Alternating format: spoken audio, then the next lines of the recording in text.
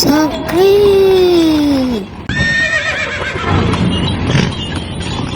Tanjung menangis. Halmahera. Pada sebuah masa, seorang raja besar di Halmahera menutup usia. Sang raja meninggalkan istrinya yang bernama Baginda Ratu. Putra pertama yang bernama Baginda Arif, putra kedua Baginda Binaut, dan seorang putri bernama Baginda Nuri. Bagaimanapun caranya, aku harus menjadi raja, menggantikan ayahanda. Baginda Binaut sangat berambisi untuk memperoleh kekuasaan sehingga melupakan hubungan persaudaraan dengan keluarganya. Patih, setelah ayahanda wafat, maka kakakku Baginda Arif yang berhak menduduki tahta. Tetapi aku sangat menginginkan menjadi raja. Apakah kamu mau membantuku, Patih? Maafkan hamba Baginda Binaut. Sudah seharusnya Baginda Arif yang menjadi raja, karena beliau anak tertua. Baginda Binaut berpikir keras mencari cara membujuk Patih agar bersedia membantunya menjadi raja. Jika kamu bersedia membantuku, intan berlian ini. Dan satu lagi, jabatanmu sebagai Patih aman selama aku yang menjadi raja. Hamba akan mendukung Baginda Binaut sebagai raja. Semua perintah Baginda akan hamba laksanakan.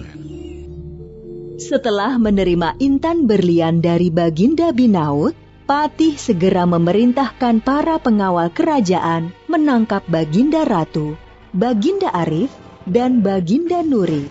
Akhirnya, Patih memasukkan Baginda Ratu, Baginda Arif, dan Baginda Nuri ke dalam penjara.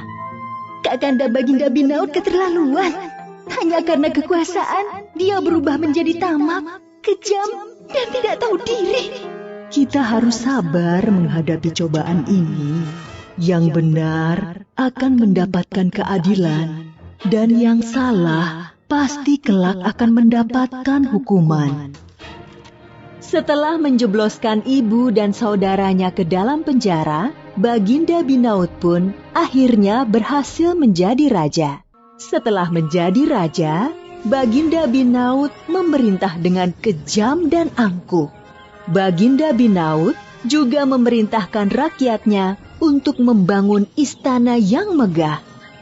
Para prajurit diperintahkan mengawasi dengan ketat rakyat yang bekerja. Untuk membiayai kehidupannya yang mewah, Baginda Binaut tak segan untuk menarik pajak dalam jumlah besar dari rakyat. Hasil panen pun diangkut ke istana dan hanya menyisakan sedikit untuk rakyat. Tidak hanya hasil bumi, rakyat juga diwajibkan menyerahkan sebagian ternaknya sebagai pajak.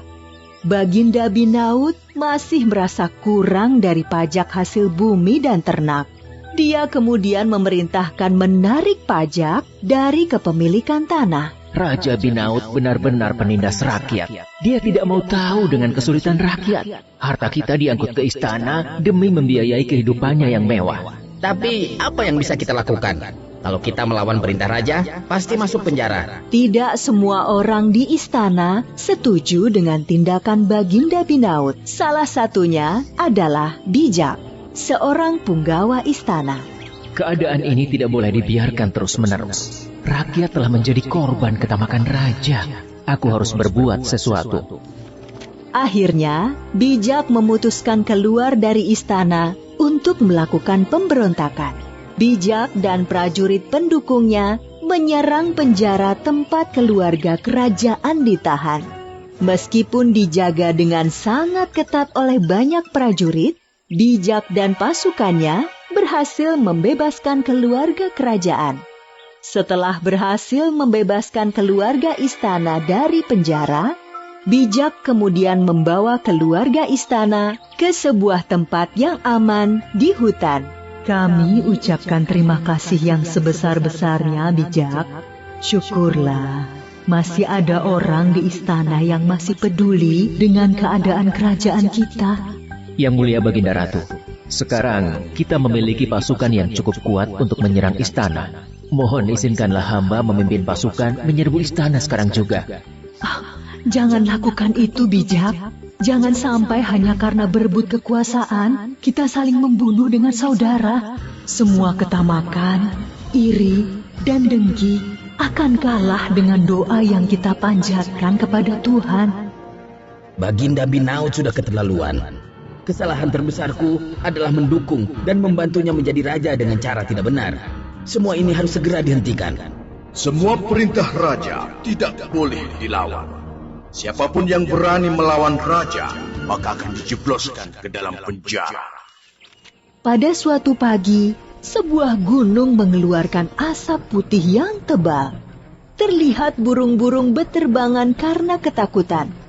Pagi yang cerah dan tenang tersebut tiba-tiba dikagetkan oleh suara menggelegar dari gunung tersebut. Lahar panas berwarna merah menyala keluar dari puncak gunung dan menuju ke arah istana. Istana megah yang baru dibangun dari hasil menindas rakyat tersebut hancur seketika diterjang lahar panas. Lahar tersebut ternyata tidak hanya menghancurkan istana. Lahar tersebut seperti mengejar seseorang. Tolong! Tolong! Baginda Binaut lari sekencang-kencangnya, tetapi lahar tersebut sepertinya semakin mendekat. Apa yang akan terjadi? Baginda Binaut masih berusaha menyelamatkan diri. Dia lari sekencang-kencangnya menuju laut. Tidak ada jalan lagi bagi Baginda Binaut. Di depannya terdapat tebing yang curam, sedangkan di belakangnya lahar nan panas siap membakarnya. Aduh! Tolong! Panas! Panas!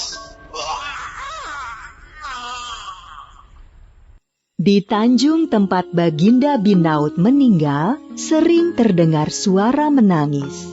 Oleh karena itu, tempat tersebut akhirnya dikenal dengan nama Tanjung Menangis.